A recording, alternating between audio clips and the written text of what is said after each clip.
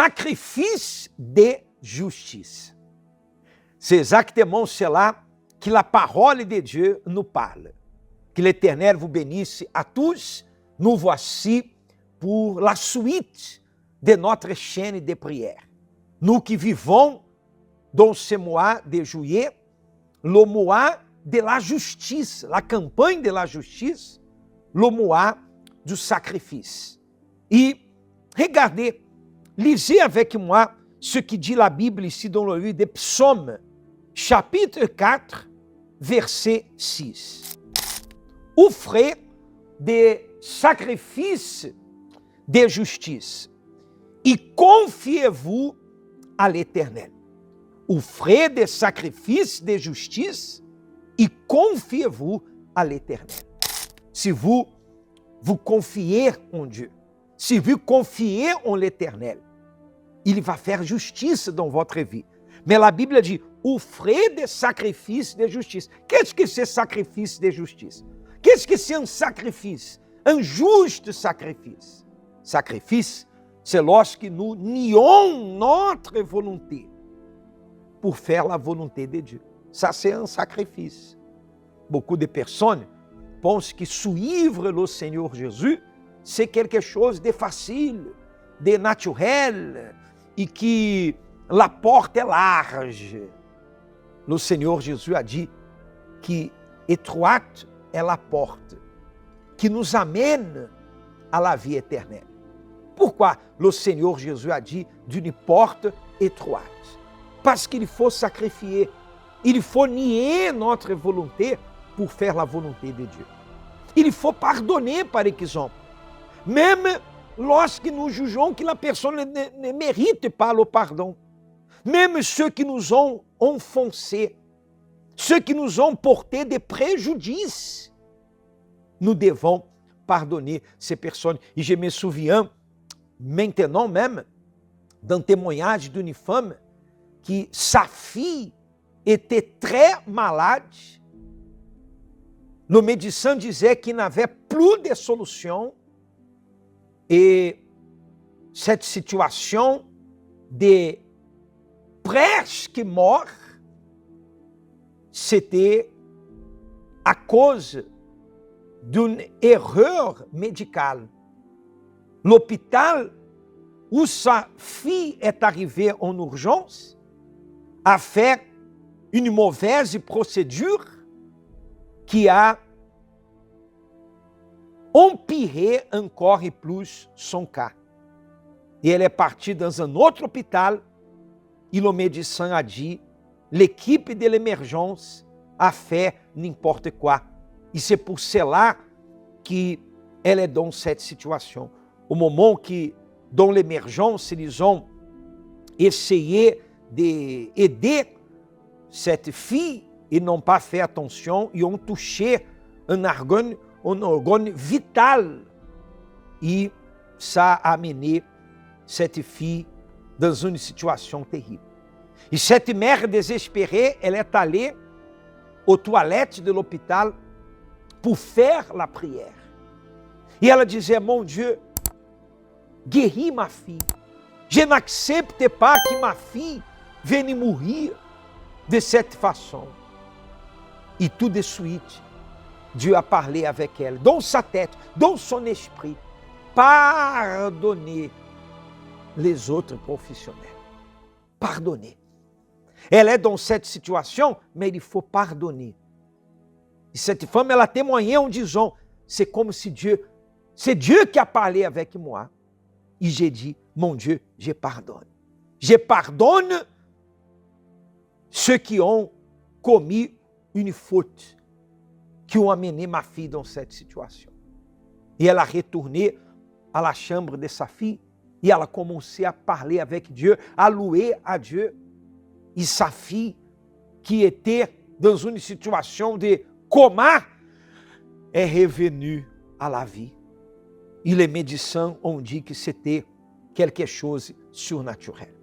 Ça, c'est un sacrifice de justice. Pardonner lorsque nous pensons que l'autre personne ne mérite pas le pardon. Lorsque nous déposons, par exemple, une offrande sur l'autel, cette offrande doit être digne, parce que c'est à Dieu que nous sommes en train de donner. Ce n'est pas à un ami ou à n'importe qui. C'est pour cela que l'offrande que nous déposons à l'autel doit être avec toute notre foi, tout notre engagement, pour que Dieu puisse accepter, offrir des sacrifices de justice et confier à l'Éternel. Il va honorer votre foi. Écoutez l'histoire, le témoignage de cette femme. Nous revenons après avec la prière. Je traversais plusieurs problèmes. Des problèmes de famille, problèmes avec les enfants. Ma tête était chargée. Mais je n'avais personne pour parler. J'ai perdu mon mari, puis est venue la solitude. J'ai vendu ma maison parce que je me rappelais trop de lui. Je suis allée vivre chez ma fille. Je me sentais très vide. Je sortais faire les magasins, je faisais des achats dans les magasins, au marché. J'étais très distraite par les magasins. J'ai connu le centre d'accueil universel. Une ouvrière m'a donné une invitation pour l'église. Et de là, j'ai commencé à aller à l'église. J'y allais et je pensais qu'en écoutant le mouvement, j'allais me sortir ça de la tête.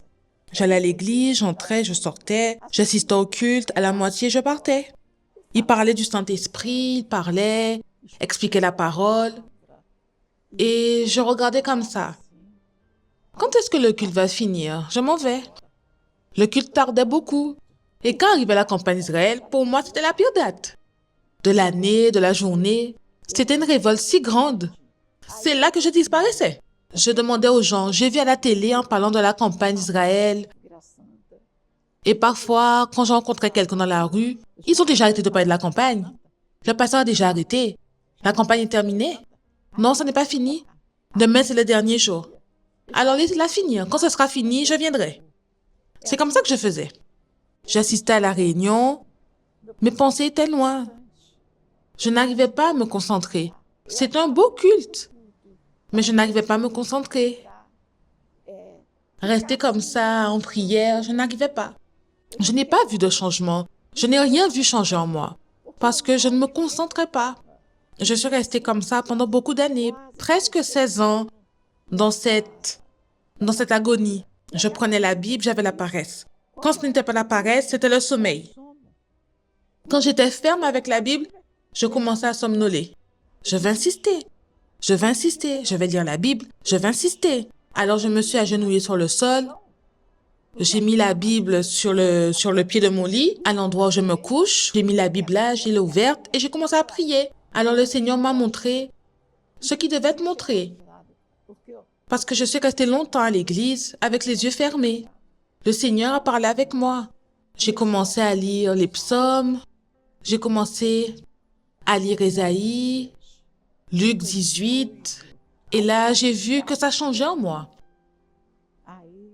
Là, j'ai noté une différence. J'ai commencé à prendre plus la Bible. Je passais plus de temps avec la Bible. Maintenant, je m'assois. J'écris des paroles, des versets que j'ai besoin de noter pour les retenir plus. Je les mis dans un carnet, un petit carnet. La nuit, je réfléchis à ces paroles. Parfois, je m'enferme dans ma chambre et je lis. Après le déjeuner. Et j'ai remarqué que cela m'a beaucoup renforcé. Ça m'a beaucoup changé. Et je me consacrais plus à la parole. Quand je m'habillais pour venir à l'église, j'ai dit, aujourd'hui, je change ma vie. Le pasteur a commencé à prêcher. C'était le dimanche de Pentecôte. Il parlait du Saint-Esprit, que le Saint-Esprit est amour, qu'il est paix. Il a dit beaucoup de bonnes choses sur le Saint-Esprit. J'ai dit, Jésus, je n'ai personne. Mon père, ma mère sont partis. Mes sœurs, je n'ai personne, mon père. Puis j'ai dit, je n'ai pas ma mère. Ma mère est partie. Mon Père, je me sens seule, mon Dieu. Et je voulais me contrôler pour ne pas pleurer. Je voulais pleurer, mais j'étais en train de retenir mes larmes. Et alors il m'a dit ainsi, « Tu n'es pas seule, non. Je suis ton Père, je suis là. Je suis ton Père. » Il a parlé très fort. Vraiment, c'était très fort d'entendre ça. Je suis ton Père. Quelle chose délicieuse. Quelle chose merveilleuse. Je me suis réjouie avec l'envie de chanter, de crier, de sourire, de sortir en chantant. J'avais l'impression qu'il m'enlaçait. J'ai dit vraiment, qu'est-ce que c'est? Ce câlin, cette différence. Je ne peux pas expliquer, je ne sais pas. C'est une très bonne chose, vraiment. C'est trop bien. Je ressens maintenant la joie en moi. C'est la paix. C'est un plaisir, c'est agréable. J'ai de l'eau qui jaillit. Quand je suis arrivée, j'ai pris le sac pour le mettre sur le lit. Ma fille, elle m'a demandé, « Maman, tu es différente. Qu'est-ce que c'est, maman? » Alors j'ai dit, « Oui, ma fille, j'ai reçu le Saint-Esprit à l'église. » Ah, alors, c'est cette différence que je remarque. Tu es heureuse. Tu es heureuse, maman. Ta manière de parler, dans tes yeux, tu es heureuse. Je ressens cette joie, vraiment. J'ai dit, ma fille, ah, si je pouvais, j'ai dit comme ça. Ah, si je pouvais prendre un peu de ce que je ressens ici et le mettre en toi. Cette paix, ce plaisir, cette bonne chose, cette joie, ma fille. J'ai la certitude de mon salut. J'ai la certitude que quand je vais mourir un jour, mon salut, je suis déjà sauvée. Rien n'empêchera mon salut, rien. Ah, je vais très bien, vraiment. Je vais très bien même. Maintenant, je sais que le Saint-Esprit est la paix. Il l'est vraiment. Il est tout pour moi, vraiment, il est tout. La tristesse est partie, cette angoisse est partie, la douleur dans le corps est partie, ce poids que j'avais, tout est sorti. Je vole. Savez-vous ce qu'est une personne qui vole? Un oiseau. Je me sens comme un oiseau, je vole. Je vole. C'est ce petit oiseau qui vole. C'est ce que je suis. Le corps est léger. Je suis comme ça. M'emporter. Le vent peut m'emporter. Je suis légère. Légère. Vraiment transformée. Je sais que je suis sauvée. Je suis allée à la fenêtre et j'ai posé une question, Seigneur Jésus. Il va me répondre. Je sais qu'il est là. Il va me répondre. En regardant le ciel, j'ai ouvert la fenêtre comme ça. En regardant le ciel, j'ai parlé comme ça. Seigneur Jésus, que veux-tu que je fasse pour te plaire, pour attirer ton attention?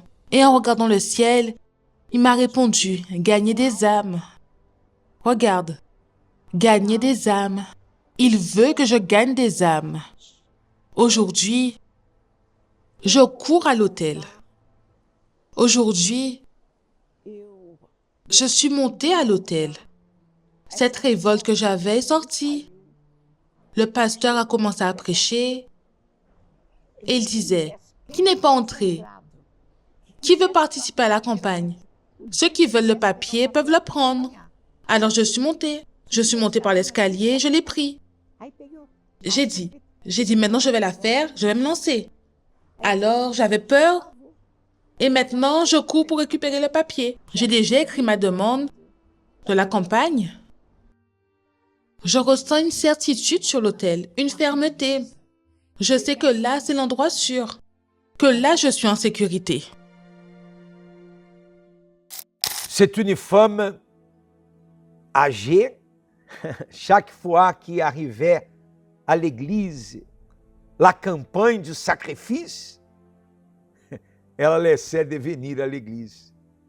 Ela dizia, je vais retourner à l'église seulement après la campagne du sacrifício. Ela prenait la fuite du sacrifice. Et sa vie était toujours vide, dans la défaite. Mais le jour qu'elle a compris qu'il faut se remettre à Dieu entièrement, elle a reçu le Saint-Esprit. Et aujourd'hui, lorsqu'il faut préparer à Dieu un sacrifice de justice, elle n'a pas peur. Elle confie en l'Éternel. Elle a une vie transformée. Avec son âge, elle a force, santé. Elle a la vie avec elle. Dieu veut faire de grandes choses dans votre vie à travers cette campagne, la campagne de la justice. Il y a des moments où la justice semble tellement lointaine. Tout semble aller de travers et, à nos yeux, rien n'a de sens. C'était une très grande injustice. Tu élèves une fille pour qu'elle serve Dieu et pourtant elle décide de servir ce monde. Plus on essaie de comprendre, plus on s'enfonce dans les pourquoi. Le jour où elle a dit « Je suis athée », je n'y crois pas. Sur le moment, c'est le choc, la tristesse. Je me suis dit « Ce n'est pas possible que ça soit arrivé ». Je suis sur ton autel en train de prêcher ta parole, de te servir, Seigneur, Dieu vivant. Regarde dans quel état est la situation à la maison. Mais quand il y a la foi, il y a en effet véritablement la certitude que l'injustice apparente n'est pas la fin. Même si au début cela semble injuste, cela finit par servir la justice de Dieu. Je disais que je ne voulais pas suivre le même chemin qu'eux. Et aujourd'hui, j'ai le désir de servir Dieu. Où ça? Sur l'autel. Elle ne dépend pas d'avocats, de témoins ou de tribunaux. Elle dépend de la foi, qui ne vacille pas, qui n'abandonne pas et ne cède pas face aux circonstances. Elle transforme la mort en vie. Celle-ci, c'était ma mère. Oui, elle en est arrivée à ne peser que 23 kilos. Il y a eu une situation où un médecin, qui était spécialiste dans son cas, et on a vraiment tout fait pour l'emmener le voir. Et quand il l'a vue sortir de la voiture, tout de suite, il a refusé de la prendre en charge. Il a dit « Je ne vais pas la soigner parce qu'elle va mourir et je ne veux pas porter cette culpabilité avec moi ». Et l'endroit où cette justice est provoquée, c'est bien l'autel, là où ce qui semblait être la fin devient en réalité un nouveau départ. Viens maman. Aujourd'hui, je suis vivante et forte. Et pour ceux qui veulent la vie que Dieu promet, il n'y a pas d'autre issue. C'est soit l'autel, soit l'autel. La force de la foi investie sur l'autel transforme l'humiliation en honneur. Ici, on a eu une perte d'un demi-million, un travail de 17 ans. Et on a tout perdu en un seul jour. Au milieu de tout le chaos, de l'inondation qu'on a traversée, j'ai reçu un diagnostic de cancer du sein. Quand je l'ai découvert en août, il n'y avait qu'un seul nodule. En octobre, il y avait déjà 4 tumeurs dans le même sein. Et à la fin, il est en effet absolument impossible d'ignorer que tout devient matière première, essentielle et fondamentale, pour la justice de Dieu dans la vie de celui qui croit. Dieu a tout restauré en 6 mois, tout ce qu'on avait perdu. Et le cancer? Vous n'avez pas parlé du cancer? Le cancer a disparu. Je suis guérie grâce à Dieu. Il y a eu une injustice. Et c'est à travers cette injustice que Dieu a permis que la justice de Dieu se manifeste. Le juste vivra par la foi.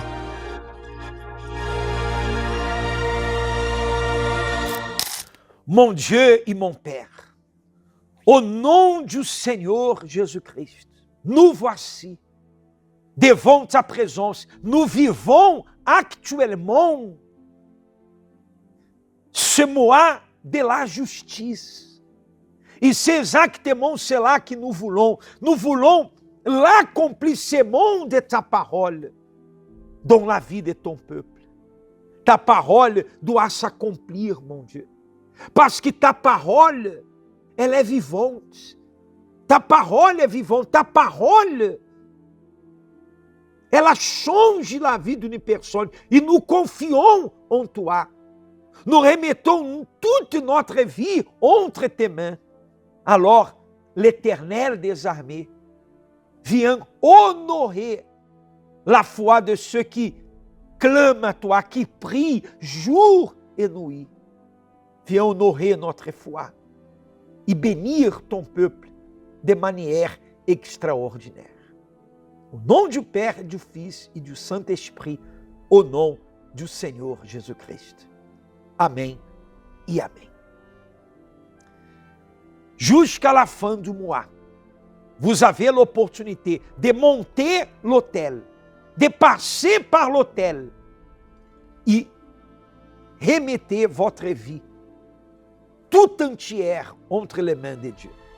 Apportez votre demande de prière et votre sacrifice. Et vous voyez les grandes choses que l'Éternel va faire dans votre vie. Que Dieu vous bénisse à tous et à demain dans la suite de notre prière.